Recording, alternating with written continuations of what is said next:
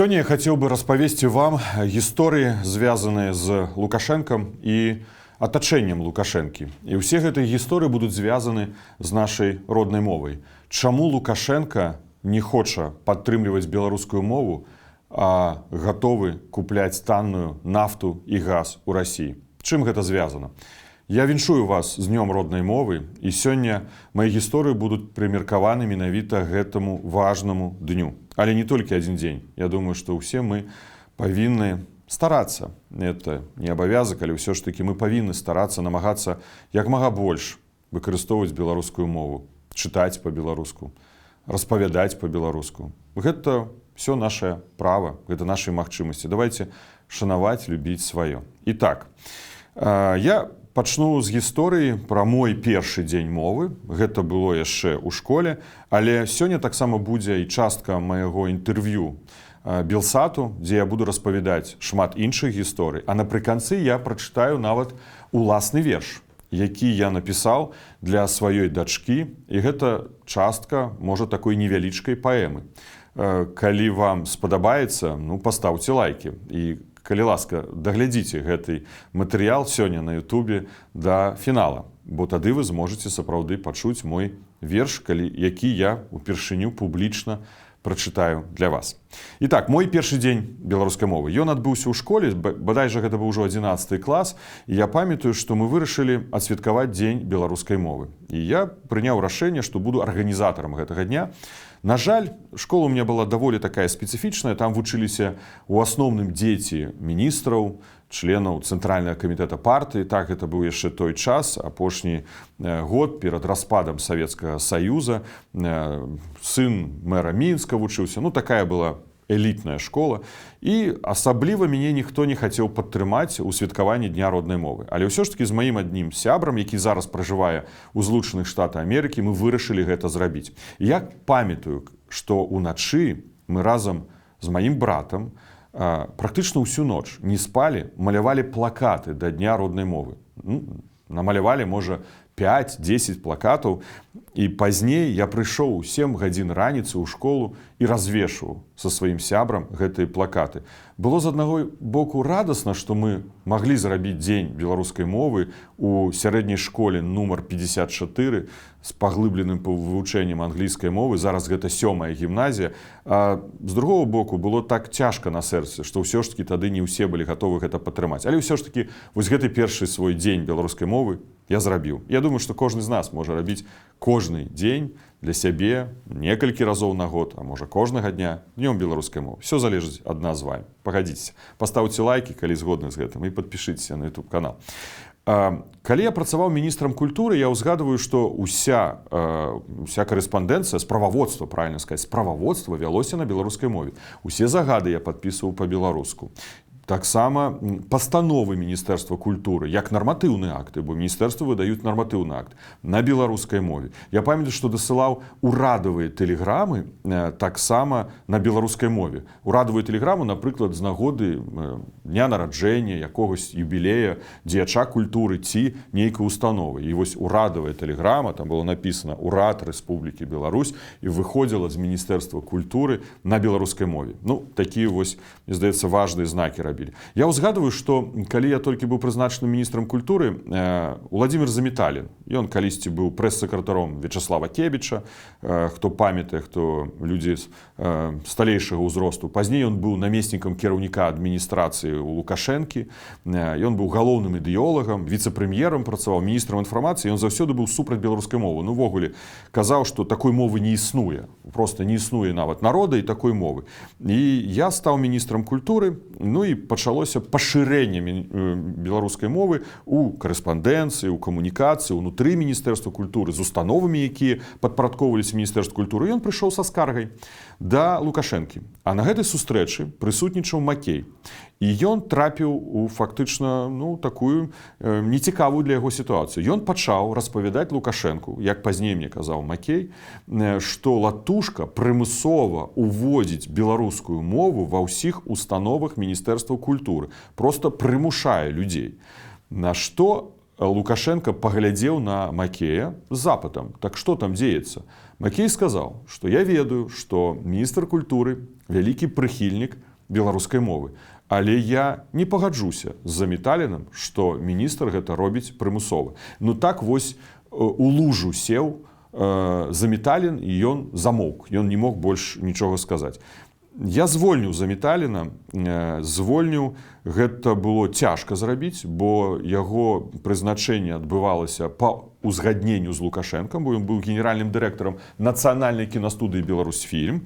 І вось менавіта ён тады скардзіў, што нібы я іх прымушаю пераходзіць на беларускую мову. Але я з першага дня, нават яшчэ да той размовы Лукашэнка, паставіў на мэце звольніць гэтага чалавека, бо лічыў яго галоўным ідэолагам русіфікацыі, рускамірскай ідэалогіі, тады так не казалі, у Беларусі. Бо чалавек быў проста супраць усяго беларускага. Мне ўдалося гэта зрабіць, не без цяжкасцей, але лічыў, што гэта было адной з важных рашэнняў. Ну што, яшчэ цікавая гісторыя. Калі я працаваў міністрам культуры, я ездзіў час ад часу ў Кіеў, і міністры культуры Украіны прыязджалі ў Мінск. І мы дамовіліся з міністрам культуры Украіны, быў такі міністр Ваўкун. Зараз, здаецца, он узначальвае нацыянальную оперу Украіны ў Львове. Мы дамовіліся, што ўсю карэспандэнцыю будзем весці я па-беларуску, а украінскі бок, міністр культуры, пісаў мне на украінскай мове. Калі мы сустракаліся, я цудоўна памятаю сваю першую паездку ў Кіеў у Міністэрства культуры Украіны, ён размаўляў са мной на украінскай мове, я з ім на беларускай мове. І вось, дарэчы, зараз я магу сказаць, што на 99% я разумею украінскую мову. Магу, можа, размаўляць не так магу, але ўсё ж такі, мне здаецца, настолькі блізкай і важнай. Дарэчы, будуць гісторыі ў гэтым рэпартажы пра тое, як я размаўляў па-беларуску з прэзідэнтам Польшы Александром Кваснеўскім, з прэзідэнтам Францыі Франсуа Аландам. Таму не адключайцеся, паглядзіце абавязкова гэтай гісторыі. Яшчэ адна цікавая рэч. Калі я працаваў прэс-сектаром Міністэрства замежных спраў, я стараўся праводзіць брыфінгі ўсе на беларускай мове. Большасць матэрыялу, каб выходзіў па-беларуску. На жаль, управленні міністэрства аддавалі матэрыялы на рускай мове, і таму мне прыходзілася перакладаць на беларускую самому, альбо прасіць маіх калег па ўправленню, каб яны мне перакладалі на беларускую мову.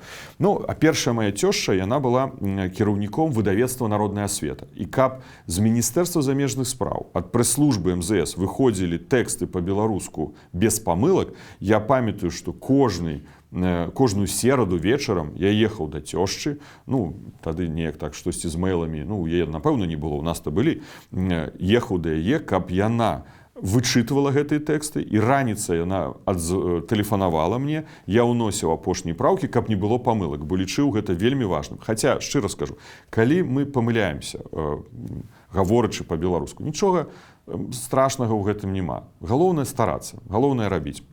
Так вось, і цёзча тэлефануе мне калісьці і кажа, была і цёзча, і кажа: «Павел, слухай, у нас тут выкідваюць на сметнік энцыклапедыі, выданне твораў Уладзіміра Леніна, якое было выдадзена на беларускай мове. Там было, можа, 40 кніг, 50, я не памятаю, вельмі шмат.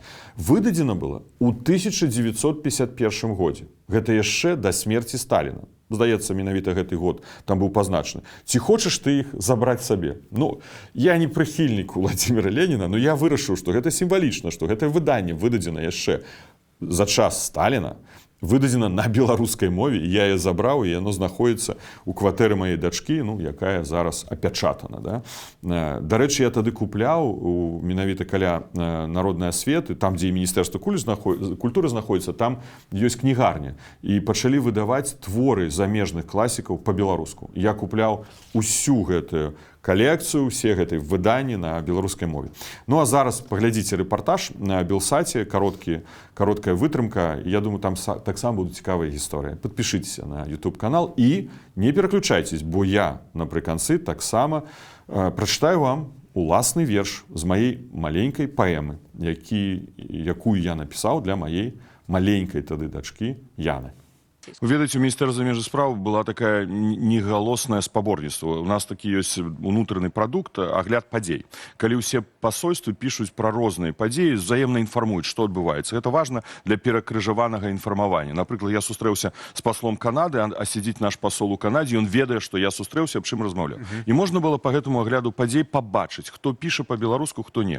І вось з цягам часу ўсё больш і больш амбасадараў пачынала пісаць на беларускай мове. І ты вось бачыў, што ў Аўстрыі сядзіць беларускамоўны амбасадар, у Эстонії сядзіць беларускамоўны амбасадар. Ну, напрыклад, для мяне ўвогуле было непрымальным, калі я працаваў амбасадарам у Польшы, пісаць пра беларусаў у Польшы, беларускую меншасць. Дарэчы, я вось быў у пятніцу на фестывалі, 32-й фестываль, гала-канцэрт беларускай песні па-руску. Ну, як гэта можна ўявіць? Так што беларускую мову дыпламаты прасоўвалі. Я нават памятаю першыя дні сваёй працы ў МЗС, мы усю натыфікацыю з амбасадамі замежных краін, акрэдытаванымі ў Мінску, вялі на беларускай мове. А прыкладам для нас была амбасада Польшы, амбасада Злучаных Штатаў Амерыкі. Яны заўсёды пісалі па-беларуску. Ну, як бы нам адказваць па-руску. Але ўсё ж таки ў нашым дэпартаменце, дагаворна-правовае ўпраўленне было, мы пісалі выключна па-беларуску. Пазней, калі я быў міністрам, я стварыў нават клуб амбасадараў, якія размаўляюць на беларускай мове. Бо я тут быў у Варшаве членам клуба амбасадараў, якія размаўляюць на польскай мове. І ў гэты клуб увайшлі амбасадар Швецыі, памяці такі быў цудоўны Эриксон, да. Амбасадар Украіны, амбасадар Літвы, хтосьці там яшчэ быў. Кізім? Не, раней гэта значна было. Увайшло 4-5 амбасадараў, я іх нават запрашаў у тэатры, у Купалаўскі, у Вялікі тэатр. Так што, ну, стараліся прасоўваць як маглі. І карэспандэнцыю пісалі з тлумачэннем на тую мову, дзе ты прасуеш. Пісалі на роднай мове беларускай, але тлумачэнні рабілі, ну, напрыклад, там, на іспанскую ці на французскую. Дарэчы, калі я ўручаў даверчыя лісты, я памятаю тут у Варшаве, Кваснеўскіму я прадстаўляў, хто меня суправаджаў на цырымонію ўручэння лістоў на польскай мове. Я, прабачце, што пахвалюся, прэзідэнт Польшы мне кажа: «Ой, спадар амбасадар, вы так цудоўна валодаеце польскай мовай». Я кажу: «Дзякую, спадар прэзідэнт, а ці хтосьці ў палацы прэзідэнта з вамі размаўляў па-беларуску калісьці?» Ён паглядзеў на мяне, кажа: «Не. А ці магу я дазволіць, каб наша размова праходзіла на беларускай мове з майго боку?» І ён кажа: «Ці хтосьці з панаў ту есть прычывку, хтосьці супраць?» І, здаецца, адзін памочнікаў так, штосьці яму не вельмі спадабалася, ён кажа: «Калі ласка, спадар амбасадар». Ён размаўляў са мной на польскай, а я на беларускай мове. Паўгадзіны. Аланд, калі я вручаў даверчыя лісты, прэзідэнт Францыі, шэф пратакола мне пытаецца: «А вы на якой мове будете размаўляць?» Я кажу: «На беларускай». І ён так на мяне паглядзеў, я кажу: «Для мяне важна, бо ў нас, ну, ёсць праблема, давайте прызнаць, беларускай мовы. І я, як амбасадар краіны Беларусь, я хацеў бы з прэзідэнтам Францыі размаўляць на беларускай мове». І перакладалі мяне з беларускай мовы на французскую мову. Это залежыць, мне здаецца, залежыць ад чалавека. Ад чалавека. Добра, ад сістэмы таксама, мне падаецца. Вось, напрыклад, калі вы ўжо працавалі міністрам культуры на тэрыторыі Беларусі, шмат хто ў сістэме добра валодаў беларускай мовай, размаўляў, выкарыстоўваў яе. Ну, не, міністры не карысталіся, я быў адзіны член урада, які выкарыстоўваў беларускую мову. Я памятаю, я выступаў у палаце прадстаўнікоў, ну, у парламенце Лукашэнкі на беларускай мове, і пазней у нас была такая размова, Ігор Рачкоўскі, ён быў старшынёй дзяржаўнага пагранічнага камітэта генерал, і ён мне падышоў і кажа: «Пал Палыч, ведаеш, і я таксама выступіў у парламенце на беларускай мове». Яму так было цёпла на сэрцы, да? Але гэта былі вось адзінкавы прыклад. На жаль, не карысталіся. Я памятаю размову з Лукашэнкам 1 на 1. Ён мне сказаў: «Вы ведаеце чаму?» Ну, ён казаў па-руску, конечно. «Ведаеце, чаму я вас прызначыў міністрам культуры? Бо вы размаўляеце па-беларуску. І калі бы я захацеў, я бы таксама размаўляў па-беларуску. Але які кошт газа і нафты мне прапануе тады Пуцін?» І ў гэты момант мне падалося, ён прадаў фактычна свядомасць, наш народ, нашу нацыянальнасць. За што? За кошт газа і нафты? Разумееце? Вось такая была сітуацыя. Ну, было вельмі шмат. Я памятаю, тыдзень я прапрацаваў міністрам культуры, славянскі базар, ведаеце, цудоўна. Адкрыццё, не адкрыццё, яшчэ рэпетыцыя, прыязджаю, і мне, ну, шмат людзей стаіць, міністр жа культуры прыехаў, все, там трэба ж паказаць. І пачынаюць сцэнарый падаваць, і кажуць з першыя словы расійскага аўтара Вознесенскага на рускай мове. Я кажу: «Прабачце, а што, у нас не хапае беларускіх паэтаў, каб адкрыць славянскі базар беларускім вершам. Нават размовы і не была, можа, на беларускай мове, можа, нават на рускай. Все так паглядзелі, конечно, хапае, зменім. Тэлефануе мне рэлатка, першы намеснік міністра культуры Пал Палыч, у 8 гадзін раніцы заўтра вы павінны быць у Маке, кіраўніка адміністрацыі прэзідэнта. Я ўваходжу ў прыёмную, я, конечно, выязджаю хутка з Віцебска, і стаіць Наталья Піткевіч, якая сёння віцэ-прэм'ер, тады намесніца Маке. Яна пачынае на мяне крычаць: што вы сабе дазваляеце? Чаму вы прымусова ўводзіце беларускую мову? Гэта недапушчальна. Заходзім у кабінет Макея, Макей слухае яе эмоцыі, а пазней кажа: а я на баку міністра культуры. Ну, вы ведаеце, што трэба рабіць гэта лагодна, паступова, але я вас падтрымліваю. Вось канкрэтная гісторыя. З Латыпавым, Урал Латыпаў быў, памятаеце, міністр замежных спраў, кіраўнік адміністрацыі, дзяржсакратар. Я прапрацаваў таксама, можа, 2 тыдні прэс-сакратаром МЗС. І Нікалай Барасевіч быў прэс-сакратаром Лукашэнкі. Ён мне вывалачку зрабіў: чаму ты на брыфінгах выступаеш па-беларуску? Цябе замежныя журналісты не зразумеюць. І я пазней гэтую размову абмяркоўваў з Латыпавым. Латыпаў сказаў мне: а ён татарын. Ён сказаў: вы ведаеце, у маёй краіне таксама праблема з мовай, яна знікае. Размаўляйце па-беларуску, хоць 100% праводзьце брыфінгу на беларускай мове. Вы заўсёды будзеце мець маю падтрымку, бо мне таксама баліць за маю родную мову. І я размаўляў па-беларуску. І цікава, што журналістам не было ніякай праблемы. Калі ты хочаш атрымаць інфармацыю ад прэс-сакратара Міністэрства замежных спраў і па-беларуску ты зразумееш, не было ніякай праблем. Трэба шанаваць сваю, любіць сваю. Гэта было цяжка. Памятаю размову з Дражаным. Ён быў калісьці віцэ-прэм'ерам, а пазней амбасадарам у Літве. І Дражан мне запрасіў мяне, там сняданак быў у пасольстве ў Вільні, кажа: Пал Палыч, я вам не рэкамендую. Не выступайце па-беларуску. Пакуль ён не пачне, гэта нельга рабіць. Хаця Дражан, ён вельмі прыхільны да беларускай мовы, вельмі прыхільны, цудоўна валодаў беларускай мовай. Я сказаў: не, я не згодны, я буду. І гэта быў выклік, гэта пастаянна быў выклік сістэме. Я гэта адчуваў, ну, на жаль, такая сітуацыя ў нашай краіне. Ну, гэта лепшая парада. Я буду і рабіць. І мне падаецца, я вось глядзела навіны сёння пра тое, што робіцца зараз у Беларусі. Унутры Беларусі таксама і дыктоўку пішуць, і вялікі гонар ім распавесці пра беларускую мову і эфіры па-беларуску. Таму, мабыць, крок па кроку, і ўсё ж такі вось і трэба размаўляць, і трэба вучыць.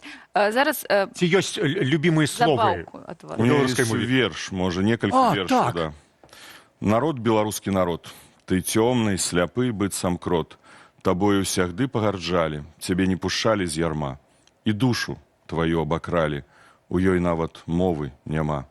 Збудзіўшыся ад грознай бяды, увесь поўны смяротнай жуды, ты крыкнуць нявольны: ратуйце! І мусіш ты дзякуй крычаць. Пачуйце жа, людзі, пачуйце, хто мае з вас сэрцам чуваць. Максим Богданович. Дарэчы, я прачытаў гэты верш на падзеі, звязаныя з гадавінай народзінаў Максима Богдановича. І да мне падышоў Глеб Лабаденко, такі журналіст вядомы. Кажа: Пал Палыч, вы зрабілі там 2 памылкі, неправільныя словы ўжылі. Я кажу: Глеб, шановны, ну прабач. Ну, мне здаецца, не саромейцеся. Нават калі робіце памылкі, размаўляйце па-беларуску. Размаўляйце, не саромейцеся.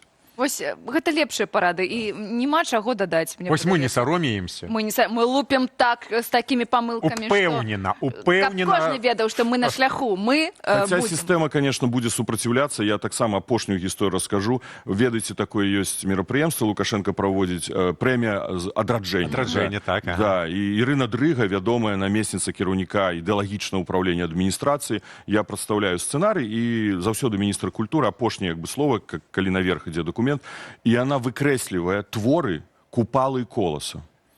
І я кажу, я тэлефаную, я кажу: значыцца, Моцарт, не ведаю, там, Чайковскі, да, гэта нашае нацыянальнае адраджэнне, а Купалы і Колас у юбілейны год, не наша. Я кажу, я не буду візаваць гэтую праграму. Калі хочаце, дакладайце Лукашэнку самі. Ведаеце што?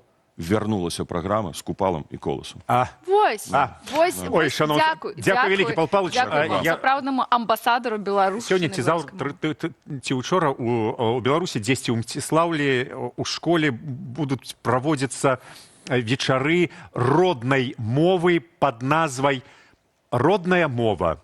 Читаем стихи, Пушкина и Лермонтова. А 10 Маяковский у национальным Да, Я музеем. написаў ліст у Копельскую бібліятэку, калі прачытаў, што іх таксама на канікулах выставілі там якраз Пушкін, Лермонтов, партрэты ўсіх, да? І я напісаў ім ліст, як просто як грамадзянін недавно. Слухайце, я быў міністрам культуры, шаноўны, ну мне баліць як беларусу. Ну што, у нас няма сваіх? Свайго няма? Ну, вось такіх гісторый даволі шмат, і калі пачынаеш уже так успамінаць, капацца ў памяці, можна яшчэ прыпомніць шмат. Мне нават адзін з вядучых сённяшняй ранішняй праграмы прапанаваў, ну, Дзяніс Дудзінскі, зразумела, прапанаваў кнігу напісаць успаміну. Ну, можа, калісьці забяруся і напішу гэтую кнігу успамінаў. Ну, а зараз я хацеў вам прачытаць верш. Перад тым, як я яго прачытаю, гэты верш, як сказаў, маленькая паэма, якую напісаў для маёй дачкі Яны, яшчэ калі працаваў амбасадарам у Польшчы. Так вось, гісторыя наступная. Я быў маладым віцэ-консулам, паехаў у камандыроўку ў Варшаве. І на вакзале я пабачыў, вісіць такая цацка, ну, дзесьці вось такого, ну, не зусім такога колера, і гэта быў львёнак. Львёнак. Я вырашыў сваёй маленькай дачушкі купіць гэтага львёнка. Ёй было, можа, 1,5-2 годзіка, да? Я прывёз гэтага львёнка, ну, яна яго вельмі полюбіла, заўсёды з ім была. Ну, а пазней так сталася ў маім жыцці, калі я ўжо працаваў амбасадарам, яна з'ехала з Варшавы са сваёй мамай. Ну, гэта жыццёвая гісторыя, на гэтым уже не буду засяроджваць увагу. І я ехаў у Мінск у камандыроўку, і яна жыла некалькі месяцаў у Варшаве, яна пазней яна уже вярнулася ў Варшаву і ад 9 гадоў заўсёды была са мной. Я вырашыў купіць ёй цацку. І ў краме варшаўскай я знайшоў мішку. І ў гэтага мішка ушывалі ўнутр сэрца, маленькае чырвонае сэрца. І гісторыя была звязана з тым, давалі нават нейкую паперку, калі ты гэтага мішку прыкладзеш да свайго сэрца, то ты можаш загадаць жаданне, і яно абавязкова збудзецца. Ну, вось я купіў гэтага мішку, прыехаў Яне, і яна атрымала як бы 2 любімыя цацкі – Лёвік і Мішка. Я з гэтай нагоды напісаў паэму. І вось зараз прачытаю. Адзін, значыць, львёнак называўся львёнкам, а Мішка называўся Башыкам. Ну, такое імя Яна прыдумала для Мішкі. Ну і вось Башык прыязджае ў Мінск. Баша Лёвіка сустрэў, слова мовіць не паспеў, той крычыць яму: «Здарова, сябрам будзеш для мяне аднова. Колькі год я на цябе чакаў, таці з мамай наракаў. Як хацеў я мець брацішку, размаўляць з ім уначы ў цішку. Яна ў пакой зайшла, і сяброў за гэтую размовую знайшла. У ахапку ўзяла іх сабой і панесла ў другі пакой. Па дарозе кажа ім: сябры, трэба сябраваць заўжды і не думаць аб аплаце, як за гарбузы. Ну, вось такі верш я напісаў для маёй дачушкі Яны. Калі вам спадабаўся, пастаўце лайкі, ну, каментуйце, да? Вось такі, можа, нейкім сэнсе дзіцячы верш, а гэта частка нават невялічкай паэмы. Ну, на жаль, гэтая вся паэма засталася ў Беларусі. Я спадзяюся, што ўсё ж такі яна не згубіцца, і дзесьці я змагу знайсці ў сваіх успамінах. Там я пісаў гэта менавіта ў успамінах. Ну, а зараз я хацеў бы вам таксама расказаць пра цікавую таксама падзею. У Польшы прайшлі вось недавно стаднёўкі. Стаднёўкі вось у Беларусі праходзяць выпускныя балі. Выпускной баль адбываецца, калі ўжо ўсе здалі экзамены. А ў Польшы такой баль адбываецца ў ліцэях 100 дзён да экзаменаў. І вось менавіта ў Гайнаўцы. Гайнаўка – гэта сталіца гайнаўскага павета. Там большасць пражывае беларусаў, гэта беларуская меншасць. Яны пражываюць стагоддзямі, шануюць беларускую мову, культуру, слова, песні, традыцыі. І, дарэчы, вось у Польшы ёсць такая газета, тыднёвік беларусаў у Польшы «Ніва». Ёсць наша «Ніва». Дарэчы, калі быў міністрам культуры, прафінансаваў, каб аднавіць дошку, прысвечаную нашай «Ніве» у Вільні. А вось гэта газета «Ніва», тыднёвік беларусаў у Польшы. Я быў падпісаны на эту газету, нават калі быў міністрам культуры. У Міністэрства культуры яно прыходзіла. Зараз я, як беларускі палітык, які пражывае ў Польшы, таксама падпісаўся на гэтую газету. І вось тут ёсць цэлы рэпартаж пра стаднёўку ў Гайнаўцы. Дарэчы, гэтая газета ў гэтым годзе будзе азначаць 70 год. І на яе падпісваюцца менавіта беларуская меншасць, беларусы, якія пражываюць у Польшчы. Так што, можа, кагосьці зацікавіць, можа таксама падпісацца. Дарэчы, я прыняў рашэнне заснаваць узнагароду грашовую лепшаму настаўніку беларускай мовы, літаратуры і беларускай гісторыі, якія працуюць у гайнаўскім ліцэі з дадатковым вывучэннем беларускай мовы. Таксама я казаў, што заснаваў узнагароду для пераможцы гала-канцэрту агульнапольскага фестываля «Беларуская песня». І вось туды мяне запрасілі як намесніка кіраўніцы аб'яднанага пераходнага кабінета, як былога амбасадара, міністра, бо я там з 97-го года бываў на стаднёўках і меў там гонар выступіць. Але што цікава, што у гайнаўскім ліцэі ёсць традыцыя. Ну, па-першае, ва ўсіх ліцэях у Польшы абавязкова павінны танчыць паланэз. Паланэз агінскага. Усе мы ведаем цудоўна гэтую музыку. А ў гайнаўскім ліцэі абавязкова ёсць танец лявоніха, наша беларуская лявоніха. Я хацеў бы, каб вы гэта паглядзелі і пабачылі, як тут у Польшы беларуская меншасць, якая з'яўляецца часткай польскага грамадства, шануе беларускую музыку, беларускі танец. І давайце таксама падтрымліваць беларускую меншасць у Польшы. І важна не падзяляцца нам, каб і дыаспара, і меншасць, і беларусы ўнутры Беларусі таксама былі адным народам, каб мы ўсе разам былі беларусамі і шанавалі сваё роднае. Жыве Беларусь!